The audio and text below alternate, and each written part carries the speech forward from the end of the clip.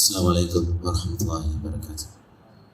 الحمد لله وحده والصلاة والسلام على من لا نبي بعده وعلى آله وأصحابه أجمعين ما بعد.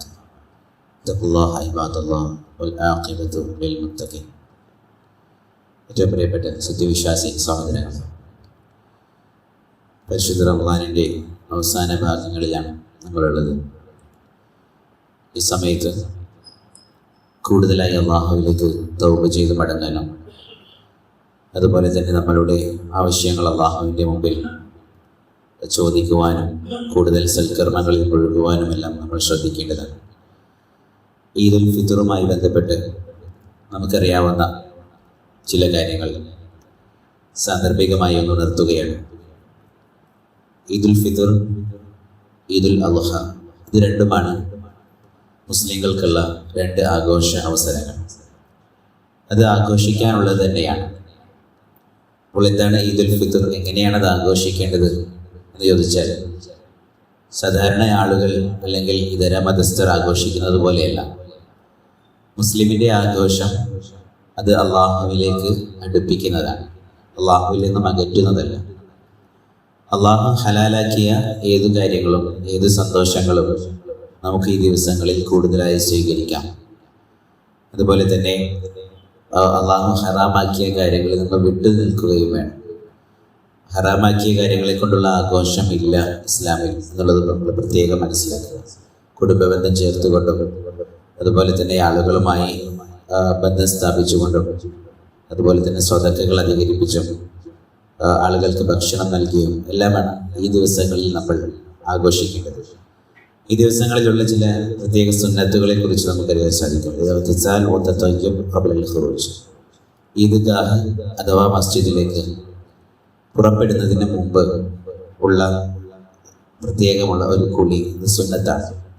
അതുപോലെ തന്നെ സുഗന്ധം പൂശുക, ലബ്സു അഹ്സനി സിയാബ്, വസ്ത്രങ്ങളിൽ ഏറ്റവും നല്ലത്, അത് പുതിയതാണെങ്കിൽ അത്രയും നല്ലത് ധരിക്കുക. അതുപോലെ തന്നെ അഖ്ൽ ഖബല അൽ ഖുറൂജ് ഇലൽ മുസല്ല, മുസല്ലയിലേക്ക് പുറപ്പെടുന്നതിന് മുമ്പായിക്കൊണ്ട് ചെറിയൊരു ലഘുഭക്ഷണം, അത് നബി സല്ലല്ലാഹു അലൈഹി വസല്ലം ഏതാനും ചില ഈന്തപ്പഴങ്ങളാണ് ഭക്ഷിച്ചിട്ടുള്ളത് എന്ന് നമുക്ക് കാണാൻ സാധിക്കും. അതുപോലെ തന്നെ ദിഹാബ് മിൻ ത്വരീഖ് വൽ ഔദ മിൻ ആഖർ, പോകുമ്പോൾ ഒരു വഴിയിലൂടെ പോയി തിരിച്ചു വരുമ്പോൾ സാധ്യമെങ്കിൽ മറ്റൊരു വഴിയിലൂടെ വരുന്ന ഒരവസ്ഥയാണ്. ആളുകളുമായി കൂടുതൽ സമ്പർക്കം സ്ഥാപിക്കുവാനും ആളുകളുമായി ബന്ധം പുതുക്കുവാനും വേണ്ടിയിട്ടാണ് അങ്ങനെ ഒരു കാര്യമുള്ളത്. അതുപോലെ തന്നെ തഹ്നിയ, അഭിവാദ്യം. അഭിവാദ്യം സാധാരണയായി മനുഷ്യൻ പറയാറുള്ള ഈദ് മുബാറക്, അനുഗ്രഹീതമായ ഈദ് ആശംസിക്കുന്നു എന്ന് പറയുന്ന ആ ഒരു അഭിവാദ്യം, അതിൽ തെറ്റില്ല. നല്ല ഒരു അഭിവാദ്യമായി ഉലമാക്കൾ പറയാറുണ്ട്. അതേസമയം അതോടുകൂടി നമ്മൾ ചേർത്ത് പറയേണ്ട സ്വഹാബാക്കൾക്കിടയിൽ ഉണ്ടായിരുന്ന ഒരു രീതി, തഖബ്ബൽ അല്ലാഹു മിന്നാ മിൻകും, നമുക്കറിയാവുന്നതാണ്. അള്ളാഹു നമ്മളിൽ നിന്നും സ്വീകരിക്കട്ടെ, നിങ്ങളിൽ നിന്നും ഞങ്ങളിൽ നിന്നും അള്ളാഹു ഇത് സ്വീകരിക്കട്ടെ എന്നുള്ള ആ ഒരു അഭിവാദ്യമാണ്. പിന്നെ അതോടൊപ്പം തക്ബീർ മുഴക്കലാണ്. നമുക്ക് കാണാൻ സാധിക്കും അവസാനത്തെ റമദാനിലെ അവസാനത്തെ ദിവസത്തിൻ്റെ ആ രാത്രി മുതൽ മഗ്‌രിബ് മുതൽ നമുക്ക് തക്ബീർ ചൊല്ലി തുടങ്ങാം. അതുപോലെ തന്നെ നമ്മൾ നടക്കുമ്പോഴും ഇരിക്കുമ്പോഴും കൂടുതലായി ആ തക്ബീറുകൾ മുഴക്കാം. ഈദുൽ ഫിത്തറിൻ്റെ ഒരു പ്രത്യേകത, പെരുന്നാൾ നമസ്കാരത്തോടു കൂടി ആ തക്ബീർ അവസാനിക്കുന്നു എന്നുള്ളത്. സാധാരണയായി അങ്ങനെയാണ്, ആ രീതിയിലാണ് കണ്ടിട്ടുള്ളത്. ഈദുൽ അദ്ഹയിൽ നമുക്ക് അയ്യാമു തശ്രീഖ് കൂടി ചേർത്ത് 3 ദിവസങ്ങളിലായി ആ തക്ബീറുകൾ കൂടുതലായി അധികരിപ്പിക്കുന്ന രീതിയും ആണ് ഉള്ളത്. അതുപോലെ തന്നെ ഖുറൂജുൻ നിസാ വൽ അത്ഫാൽ, സ്ത്രീകളെന്നോ കുട്ടികളെന്നോ ഇല്ലാതെ എല്ലാവരും ആബാലവൃദ്ധം ജനങ്ങൾ ആ മുസല്ലയിലേക്ക് നമസ്കരിക്കാൻ എത്തുന്നതാണ് പെരുന്നാൾ നമസ്കാരത്തിൻ്റെ രീതി. അത് ഹൈലുള്ള സ്ത്രീകൾക്ക് വരെ അവിടെ ആ പരിസരത്തുണ്ടാകാം, പക്ഷേ നമസ്കാരത്തിൽ നിന്ന് വിട്ടു നിൽക്കുക എന്ന് മാത്രമേ ഉള്ളൂ. അവിടെ ഉണ്ടാകുന്ന ഉത്ബോധനങ്ങൾ കേൾക്കാം, അവിടുത്തെ ആശംസകൾ പങ്കുവെക്കാം, അവിടുത്തെ സന്തോഷത്തിൽ പങ്കുചേരാം എന്ന് പോലും ഇസ്ലാം പഠിപ്പിക്കുന്നുണ്ട്.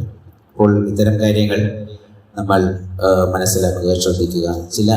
ചില സമയങ്ങളിൽ ചില മസ്ജിദുകളിൽ കണ്ടുവരാറുള്ള ഒരു കാര്യം, ഈദുൽ ഫിത്തറിൽ നമസ്കാരത്തിന് ശേഷം ഈദുൽ ഫിത്ർ ദിനത്തിൽ, അതായത് രാത്രിയായി കഴിഞ്ഞാൽ മഗ്രിബ്, ഇഷ, ഫജ്ർ ഈ നമസ്കാരങ്ങൾക്ക് ശേഷം 3 തവണ തക്ബീർ ചൊല്ലുന്ന ഒരു രീതി കണ്ടുവരാറുണ്ട്. യഥാർത്ഥത്തിൽ അങ്ങനെ ഒരു രീതി സുന്നത്തിൽ സ്ഥിരപ്പെട്ടിട്ടില്ല. എന്നാൽ ഈദുൽ അദ്ഹയിലാണെങ്കിൽ, വലിയ പെരുന്നാളിലാണെങ്കിൽ സ്വഹാബാക്കളുടെ ഒരു രീതി കണ്ടിട്ടുണ്ട് എന്ന് മാത്രം.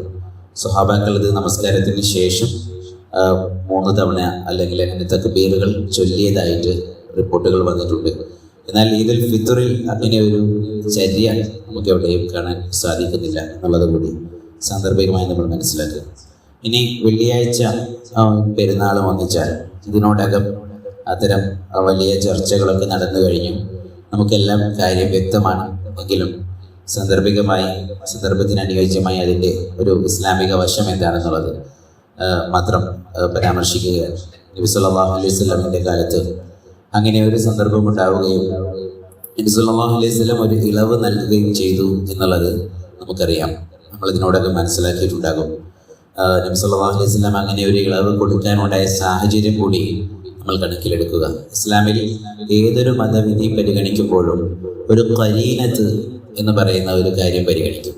എന്താണ് ഖരീനത്ത്? ഒരു സാഹചര്യം. എന്താണ് ആ സാഹചര്യം എന്നുള്ളത് പരിശോധിക്കും. ആ സാഹചര്യം അതുപോലെ ഇവിടെ ഉണ്ടോ എന്നുള്ളത് കൂടി കണക്കിലെടുത്തിട്ടാണ് ആ വിധിയെ നമ്മൾ പരിഗണിക്കേണ്ടത്.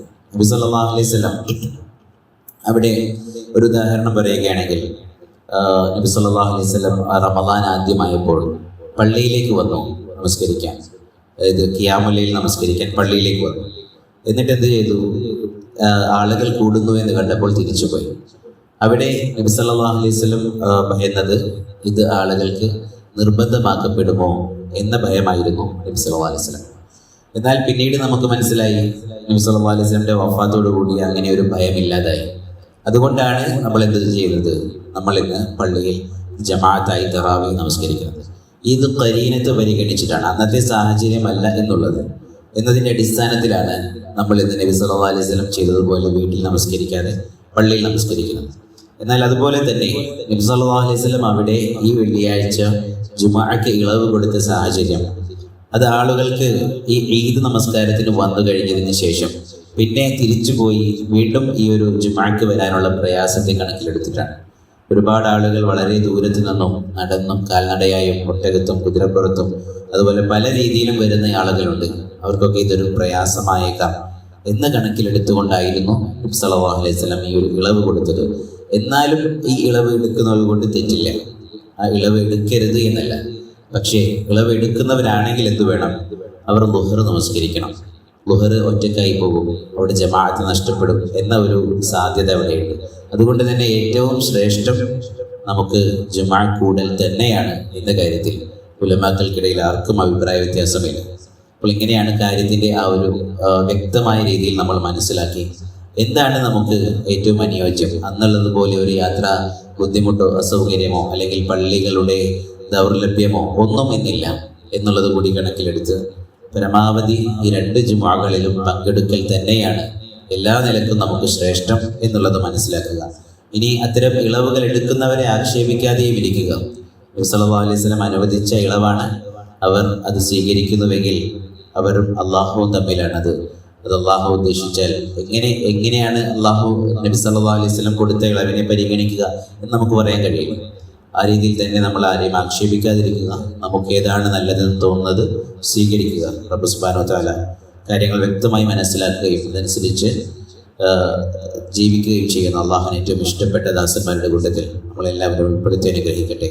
അൽഹംദുലില്ലാഹി റബ്ബിൽ ആലമീൻ വസല്ലല്ലാഹു അലാ നബിയിന മുഹമ്മദ് വഅലാ ആലിഹി വഅസ്ഹാബിഹി അജ്മഈൻ. സുബ്ഹാനകല്ലാഹുമ്മ വബിഹംദിക അഷ്ഹദു അൻ ലാ ഇലാഹ ഇല്ലാ അൻത അസ്തഗ്ഫിറുക വഅതൂബു ഇലൈക. അസ്സലാമു അലൈക്കും വറഹ്മത്തുള്ളാഹി വബറകാതുഹു.